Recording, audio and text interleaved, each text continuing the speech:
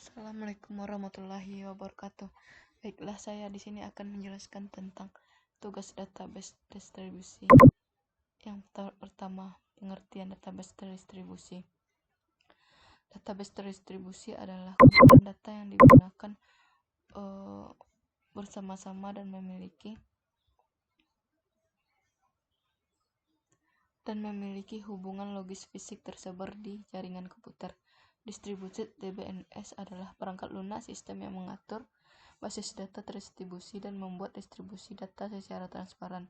DBMS memiliki salah satu database logis dibagi menjadi beberapa fragmen, di mana setiap fragmen disimpan pada satu atau lebih komputer di bawah kendali DBMS terpisah untuk menghubungkan komputer dengan menggunakan jaringan komunikasi. Sifat database terdistribusi. Yang pertama ada homogen. Homogen berarti database yang terdistribusi di mana data didistribusikan pada beberapa komputer dengan menggunakan DBMS database manajemen sistem yang sama. DBMS digunakan dalam database terdistribusi untuk mengkoordinasikan data pada beberapa node. Yang kedua ada heterogen. Heterogen adalah kebalikan dari mana data dalam penyebaran homogen menggunakan DBMS yang berbeda. Tujuan utama dari database terdistribusi menyediakan akses mudah ke data untuk pengguna di banyak lokasi terpencil. Untuk mencapai tujuan ini, sistem basis data terdistribusi harus menyediakan apa yang disebut transparansi lokasi, yang berarti pengguna dalam mengakses data tidak akan terbatas pada tempat dimanapun dia adalah data mengakses pengguna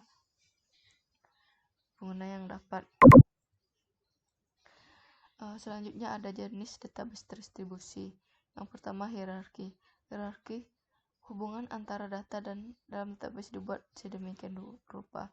Yang kedua ada jaringan hubungan antar data dalam database bertipe banyak ke banyak dalam bentuk jaringan. Yang ketiga rasional. Database dipresentasikan dalam bentuk relasi. Yang keempat ada terdistribusi, kumpulan database yang saling berhubungan yang didistribusikan melalui jaringan komputer atau internet. Yang kelima ada berorientasi objek. Objek diturunkan dari model pemrograman berorientasi objek. Selanjutnya ada replikasi data. Replikasi data adalah proses penyimpanan salin terpisah dari database pada dua atau lebih situs. Ini adalah teknik toleransi kesalahan populer dari database terdistribusi.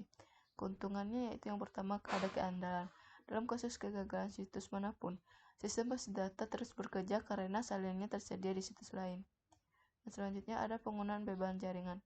Karena salinan data lokal tersedia, query processing dapat dilakukan dengan menguraikan penggunaan jaringan, terutama selama prime. Yang ketiga ada jam. Pemutahiran data dapat dilakukan di luar jam utama. Yang keempat ada respon lebih cepat. Ketersediaan saringan data lokal memastikan query cepat memproses dan akibatnya waktu respon yang tepat.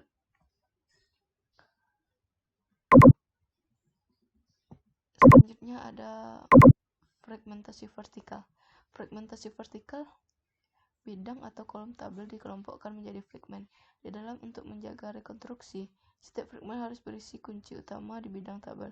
Fragmentasi vertikal dapat digunakan untuk menegakkan verifikasi data. Sebagai contoh, mari kita pertimbangkan bahwa database universitas menyimpan catatan semua yang terdaftar siswa dalam tabel siswa memiliki skema. Yang selanjutnya ada fragmentasi horizontal. Fragmentasi horizontal mengelompokkan tupel tabel sesuai dengan nilai satu atau lebih banyak bidang. Fragmentasi horizontal juga harus mengkonfirmasikan aturan rekonstruksi. Setiap fragmen horizontal harus memiliki semua kolom dari tabel dasar asli. Misalnya data skema siswa. Jika rincian semua siswa ilmu komputer kursus perlu dipertahankan di sekolah ilmu komputer. Selanjutnya ada fragmentasi hibrida. Dalam fragmentasi hibrida, kombinasi teknik fragmentasi horizontal dan vertikal digunakan. Ini adalah teknik fragmentasi yang paling fleksibel karena menghasilkan fragmen dengan informasi asing yang minimal.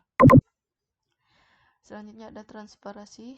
Transparansi distribusi adalah milik database terdistribusi berdasarkan mana rincian internal distribusi disembunyikan dari pengguna. Perancang DBMS dapat memilih untuk mencegah tabel, mereplikasi fragmen dan menyimpan di situs yang berbeda. Selanjutnya ada transparansi lokasi. Transparansi lokasi memastikan bahwa pengguna dapat melakukan query pada tabel atau fragmen manapun dari tabel seolah-olah disimpan secara lokal di situs pengguna. Transparansi fragmentasi. Fragmentasi memungkinkan pengguna untuk membuat query pada tabel apapun seolah-olah tidak terfragmentasi. Transparansi replikasi memastikan bahwa replikasi database disembunyikan dari pengguna. Ini memungkinkan pengguna untuk melakukan query pada tabel seolah-olah hanya ada satu salinan tabel. Transparansi replikasi dikaitkan dengan transparansi dan kegagalan query transparansi setiap kali pengguna memperbarui item data. Baiklah, hanya itu yang dapat saya sampaikan. Saya ucapkan terima kasih. Assalamualaikum warahmatullahi wabarakatuh.